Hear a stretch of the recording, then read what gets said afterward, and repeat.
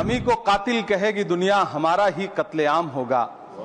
हम ही कुएं खोदते फिरेंगे, हम ही पे पानी हराम होगा। मैं वक्फ कानूनों में किए जा रहे संविधान विरोधी बदलावों के खिलाफ बोलने के लिए खड़ा हुआ हूं। देश के मुसलमानों से नफरत में इतनी अंधी हो गई है कि खुलेआम देश की संसद में देश सरकार के माइनॉरिटी मिनिस्टर साहब और होम मिनिस्टर साहब झूठ बोलते हैं और देश को गुमराह करते हैं। जिस बिल को मुसलमानों के हुकूक की हिफाजत करने वाला बिल बताया जा रहा है, उसी को पेश करने के लिए और उस पर बात करने के लिए लोकसभा में भाजपा सरकार के पास एक भी मुस्लिम सांसद नहीं है। जिस वक्फ बिल को मुस्लिम महिलाओं को हक दिलाने वाला बताया जा रहा है, उसे संसद में पेश करने वाली पार्टी के पास न तो राज्यसभा में, न लोकसभा में, न देश की किसी विधानसभा में एक भी मुस्लिम महिला सदस्य नहीं। मंत्री जी, मैं इस सदन में अलल ऐलान ये कहता हूं कि जब भी इस देश की जमीन को लहू की जरूरत होगी, आपसे 2 कदम आगे इमरान खड़ा मिलेगा। ये मैं आपसे यकीन दिलाते हुए कह रहा हूं। धन्यवाद मोदी जी, क्या बढ़िया सौगातें मोदी दे रहे हैं आप। पहले हमें गुजराते मोदी दिया, आप सौगाते मोदी दे रहे हैं। मैं आज जद पे हूं तो इतना खुशगुमान न हो, मैं आज जद पे हूं तो इतना खुशगुमान न हो। चराग सबके बुझेंगे, हवा किसी की नहीं। चरागों के सफर में दबदबा हो आंधियों का तो फिर अंजाम जुल्मत के सिवा कुछ भी नहीं होगा। ये दुनिया नफरतों के आखिरी स्टेज पर है, इलाज इसका मोहब्बत के सिवा कुछ भी नहीं होगा। इस बिल में जो भी पॉइंट्स दिए गए हैं, बॉम्सी पोर्टल देख लीजिए, सरकार का झूठ आपको पकड़ में आ जाएगा। हम डरे नहीं हैं, हम सिर्फ सरकार से अपील कर रहे हैं कि हमें अपना समझिए। इसे भले किरण जी लेके आए हैं, लेकिन ये उम्मीद की नहीं बल्कि नाउम्मीदी की किरण है। और इस देश की एक बहुत बड़ी आबादी इस बात से खदशे में है, शक में है कि आप सीधे उनकी जमीनों को लूट करके धन्ना सेठों को बेचना चाहते हैं। धन्यवाद सभापति महोदय। हम ही को कातिल कहेगी दुनिया, हमारा ही कत्लेआम होगा। हम ही कुएं खोदते फिरेंगे, हम ही पे पानी हराम होगा। सभापति महोदय, सन 1947 में दिल्ली की जामा मस्जिद की तारीखी सीढ़ियों पर खड़े होकर के भारत रत्न मौलाना अबुल कलाम आजाद साहब ने कहा था कि मुसलमानों कहां जा रहे हो, यह है तुम्हारा मुल्क, यहां तुम्हारे आबाओ अजदाद की कब्रें हैं। उस वक्त मौलाना आजाद की ये सदाएं सुन करके लोगों ने अपने सरों की गठरियां उतार करके रख दी थी। आज उसी दिल्ली में मौजूद देश की संसद में एक बिल आया है जो हमसे उसी जामा मस्जिद की सीढ़ियों के सबूत मांगेगा, जो उन्हीं सीढ़ियों के पास अपनी कब्र में सोए हुए मौलाना आजाद को फिर से कब्र से सदा देनी पड़ेगी कि ये जो कब्र है वो मेरी कब्र है, ये किसी सरकार की जागीर नहीं है। सभापति महोदय, मैं जहां खड़ा हूं इसी संसद भवन के सामने सड़क के उस पार अपनी कब्र में सोए हुए भारत के पूर्व राष्ट्रपति फखरुद्दीन अली अहमद की कब्र है। शायद अब उस कब्र से भी सदाएं आए कि ये कब्र मेरी कब्र है, ये सरकार की जागीर नहीं है। सभापति महोदय, मैं वक्फ कानूनों में किए जा रहे संविधान विरोधी बदलावों के खिलाफ बोलने के लिए खड़ा हुआ हूं। संविधान का आर्टिकल 14 हो, 29 हो, 30 हो, चीख चीख कर कहता है कि देश में सब बराबर के हकदार हैं। आर्टिकल 26 कहता है कि सबको अपने अपने मजहबी कामों के लिए मंदिर, मस्जिद, गिरजाघर, गुरुद्वारों का निर्माण करने का हक है और उसका रखरखाव का भी हक है। लेकिन डॉक्टर बाबा साहब अंबेडकर के संविधान को हर दिन कुचलने वाली ये सरकार देश के मुसलमानों से नफरत में इतनी अंधी हो गई है कि खुलेआम देश की संसद में देश सरकार के माइनॉरिटी मिनिस्टर साहब और होम मिनिस्टर साहब झूठ बोलते हैं और देश को गुमराह करते हैं। झूठ शब्द असत्य बोलते हैं। सरकार ने इस बिल का नाम उम्मीद रखा है। मंत्री जी, कल से इसे देश के मुसलमानों के लिए नई उम्मीद बता रहे हैं। नहीं मंत्री जी, न तो ये बिल मुसलमानों के लिए नई उम्मीद है और न ही उम्मीद की नई किरण। सभापति महोदय, भाजपा ने पूरे देश में वक्फ के नाम पर कई सारे झूठ फैलाए हैं। आइए आज उनकी सच्चाई पर बात करते हैं। वक्फ ट्रिब्यूनल को ऐसे बताया जाता है जैसे वक्फ ट्रिब्यूनल कोई मजहबी खाप पंचायत हो। सभापति महोदय, जबकि सच्चाई यह है कि वक्फ ट्रिब्यूनल भी तो सरकारी न्यायिक विभाग है, जिसमें सरकार द्वारा नियुक्त जज होते हैं, जिसमें प्रशासनिक अधिकारी होते हैं, कहीं ऊपर से थोड़ी आ गए। सभापति महोदय, देश के गृह मंत्री जी ने इसी सदन में कहा कि वक्फ ट्रिब्यूनल के फैसले के खिलाफ कोई कोर्ट नहीं जा सकता, जबकि सच यह है कि वक्फ एक्ट 1995 की धारा 83(9) के तहत हाई कोर्ट वक्फ ट्रिब्यूनल के फैसले की न सिर्फ समीक्षा कर सकता है बल्कि उसे बदल भी सकता है। सच तो यह है कि वक्फ बोर्ड खुद अपनी जमीनों के लिए कई सारी कोर्ट में मुकदमे लड़ रहा है। सभापति महोदय, दिल्ली की जिन 123 संपत्तियों को लेकर कल माइनॉरिटी मिनिस्टर, होम मिनिस्टर साहब और अभी आदरणीय नेता सदन बात कर रहे थे, आइए उनकी सच्चाइयों पे भी बात करते हैं। 1911 में जब अंग्रेजी हुकूमत ने कोलकाता के बजाय दिल्ली को राजधानी बनाने का फैसला किया, तो रायसीना हिल्स के चारों तरफ जो मुसलमानों की ढेर सारी जमीनें थी उनको एक्वायर किया गया और लुटियन को इसकी तामीर की जिम्मेदारी सौंपी गई। सेंट्रल विस्टा की तरह लुटियन जोन का मेगा प्लान तैयार हुआ, लेकिन उस वक्त के मुसलमानों ने उस वक्त की अंग्रेजी हुकूमत से अपनी इबादत गाहों को बचाने के लिए लड़ाई लड़ी। मामला ब्रिटिश गवर्नमेंट तक पहुंचा। तब यह तय हुआ कि वो जो धार्मिक स्थल हैं उन्हें जस का तस रहने दिया जाएगा। इंडिया गेट के बगल वाली मस्जिद हो, जाप्तागंज, सुनहरी बाग मस्जिद हो, पार्लियामेंट रोड वाली मस्जिद हो, ऐसी 123 संपत्तियों के मैनेजमेंट के लिए 1913 में मुसलमान वक्फ वैलिडेशन एक्ट बना और उसके बाद एक नया शहर बसाया गया जिसे लुटियंस जोन का नाम दिया गया। फिर 1943-45 के बीच एक और समझौता हुआ आजादी से पहले, उसके तहत काफी सारी वक्फ जायदादों को सुन्नी मजलिस औकाफ बनाकर उसके अंडर किया गया ताकि उसकी देखरेख की जा सके।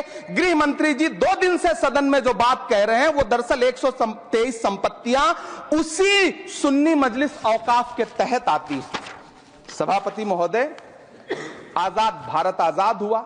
आजादी के बाद भारत में 1954 में वक्फ एक्ट लागू हुआ, जिसकी धारा 9 के तहत 1964 में केंद्रीय वक्फ काउंसिल का गठन हुआ। दिल्ली की वही 123 प्रॉपर्टीज को 1970 में सर्वे गजट करके गजट नोटिफाई किया गया। इसके निपटारे के लिए पूर्व प्रधानमंत्री इंदिरा जी के द्वारा 1974 में एक बर्नी कमेटी बनाई गई। बर्नी कमेटी ने 1976 में इन 123 संपत्तियों को दिल्ली वक्फ बोर्ड की संपत्ति होने की रिपोर्ट सौंपी। उस रिपोर्ट के आधार पर 1984 में कांग्रेस सरकार ने उन 123 प्रॉपर्टीज को दिल्ली वक्फ बोर्ड को सौंपने का फैसला किया, जिसके खिलाफ विश्व हिंदू परिषद कोर्ट गई। मामला 2011 तक पेंडिंग रहा। फिर 2011 में कोर्ट ने सरकार को आदेशित किया कि इसका निपटारा करो। तब 2013 में तत्कालीन यूपीए सरकार ने दिल्ली की उन्हीं 123 जायदादों को बर्नी कमेटी की सिफारिशों के मुताबिक वक्फ बोर्ड के हवाले किया। यही वो प्रॉपर्टीज हैं जिनके नाम से गृहमंत्री जी कल से कांग्रेस को कोस रहे हैं। फिर आई 2014 में भाजपा की सरकार, जो तब से इन जमीनों को हड़पने की साजिश कर रही है।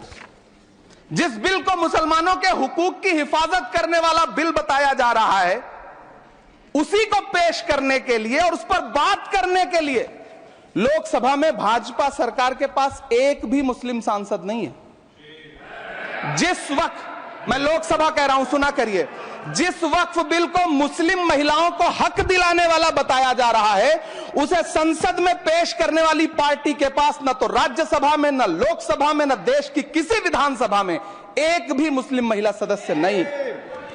कल किरण रिजिजू जी कह रहे थे कि रेलवे की जमीनें देश की जमीनें हैं, डिफेंस की जमीनें देश की जमीनें हैं। हां मंत्री जी, हैं, बिल्कुल हैं। ये जो वक्फ की जमीनें हैं, ये हमारे पुरखों ने धार्मिक कामों के लिए डोनेट किया है, तो हम भी तो इसी देश के नागरिक हैं, हम भी तो इसी देश के बेटे हैं, तो वक्फ की जमीनें भी तो इसी देश की जमीनें हैं। उनको पराया क्यों बोलते हैं आप? सभापति महोदय, अशफाक उल्लाह खान जब फैजाबाद की जेल में फांसी के फंदे पर झूल रहे थे, तो इसी देश की जमीन के लिए झूल रहे थे ना। सभापति महोदय, अंडमान की जेल में काला पानी की सजा काटकर अपनी जान देने वाले मौलाना फजले हक खैराबादी हो या शेर खान अफरीदी हो, वो भी तो इसी जमीन के लिए अपनी जान दे रहे थे ना।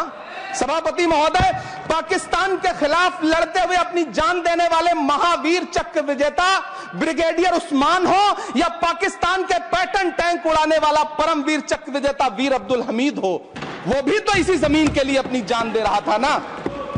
और मंत्री जी, मैं इस सदन में अलल ऐलान ये कहता हूं कि जब भी इस देश की जमीन को लहू की जरूरत होगी, आपसे 2 कदम आगे इमरान खड़ा मिलेगा, ये मैं आपसे यकीन दिलाते हुए कह रहा हूं। सभापति महोदय, मैं सरकार से कहना चाहता हूं, हमसे हमारी इबादत गाहें तो मत छीनिए ना, हमारे घरों पे बुलडोजर तो मत चलाइए ना, हमारी कब्रों में तो हमें सुकून से सोने दीजिए ना। सभापति महोदय, माइनॉरिटी मिनिस्ट्री का बजट कट करके, मुस्लिम बच्चों की स्कॉलरशिप बंद करके अब सरकार कह रही है कि हम वक्फ की आमदनी से गरीब मुसलमानों का भला करेंगे। गुजरात की बेटी बिल्किस के बलात्कारियों की रिहाई के बाद उन्हें माला पहनाने वाली लोगों के नेता ये कह रहे हैं कि यह बिल मुस्लिम महिलाओं को उनका हक दिलाएगा। धन्यवाद मोदी जी, क्या बढ़िया सौगातें मोदी दे रहे हैं आप। पहले हमें गुजराते मोदी दिया, आप सौगाते मोदी दे रहे हैं।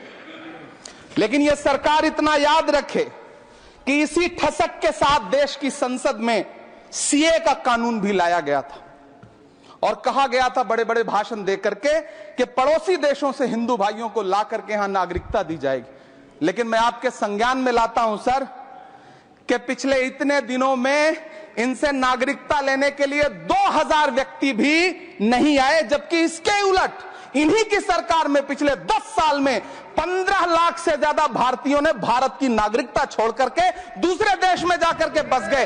यह हुआ उस कानून का अंजाम। सभापति महोदय, इसी तरह की जिद के साथ किसानों के खिलाफ भी कानून लाए गए थे। जिस तरह आज वक्फ के फायदे गिनाए जा रहे हैं, उसी तरह से किसानों को भी कृषि कानूनों के फायदे गिनाए गए थे। लेकिन अंजाम क्या हुआ?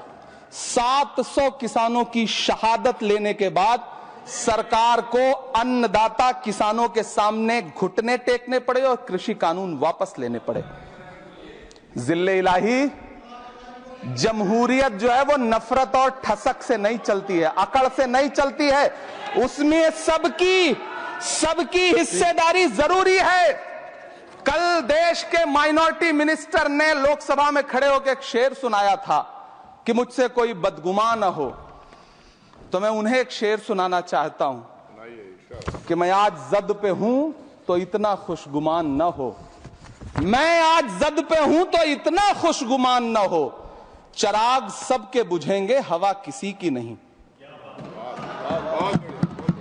नीतीश कुमार जी हो, चंद्रबाबू नायडू जी हो, चिराग पासवान जी हो, जयंत चौधरी जी हो, देवे गौड़ा जी हो, जीतन राम मांझी जी हो, सबको समझना पड़ेगा कि जब जंगल में आग लगती है तो न वो बरगद बचते हैं जो हवा को आंधी में तब्दील करते हैं, न वो बांस बचते हैं जो आपसी रगड़ से चिंगारी पैदा करते हैं।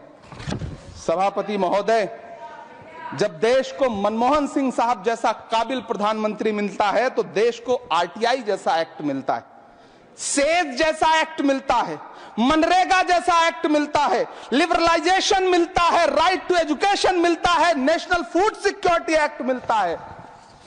लेकिन जब देश को सौगातें मोदी मिलती है तो क्या मिलता है? सीए मिलता है, फॉर्म्स लॉ मिलता है, आर्टिकल 370 मिलता है, इलेक्टोरल बॉन्ड जैसा एक्ट मिलता है और वक्फ अमेंडमेंट एक्ट जैसे बिल देश को मिलते हैं।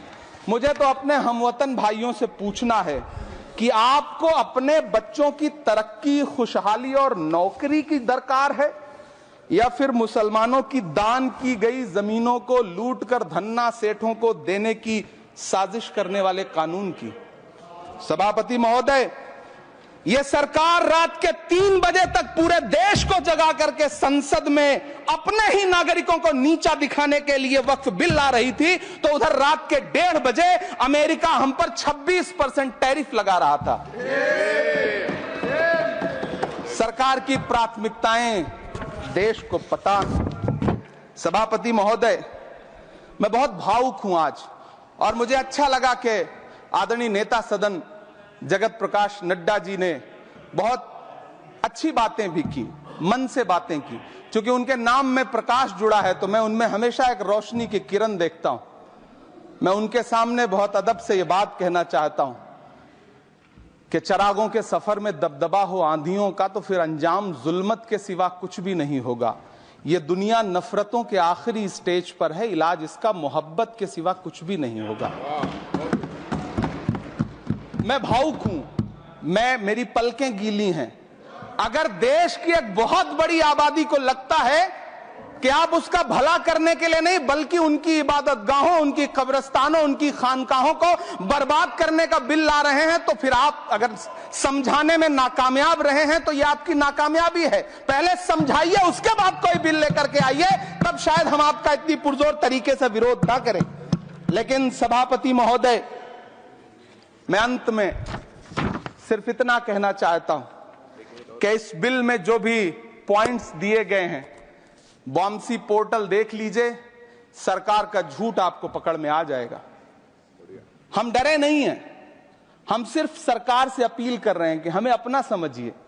हम आपके अपने हैं, इस देश के नागरिक हैं, और आप ताकत में हैं। संख्या बल के आधार पर बिल हो सकता है आप पास करा ले, लेकिन आपको यह बात समझनी पड़ेगी कि हम तो वो तारीख हैं, जहनों में रहना है जिसे, कागजी पुर्जे नहीं जो फाड़ डाले जाएंगे। जिस जमीन पर मैं खड़ा हूं यह मेरी पहचान है। आप आंधी हैं तो क्या मुझको उड़ा ले जाएंगे? आपको यह बात समझनी पड़ेगी।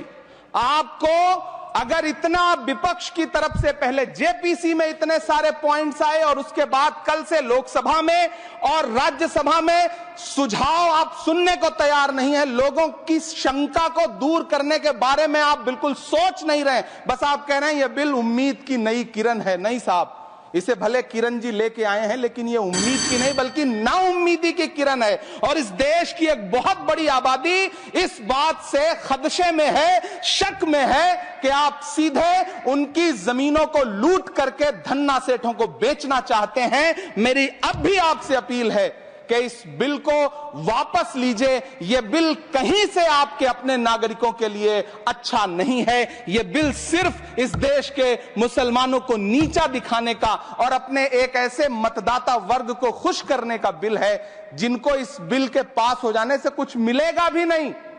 लेकिन आप एक नैरेटिव देना चाहते हैं, एक मैसेज देना चाहते हैं। मेरी आपसे अपील है कि कृपया ये जो सबका साथ सबका विकास का नारा है, इस नारे को रत्ती भर तो चरित्रार्थ कर दीजिए। बहुत बहुत धन्यवाद।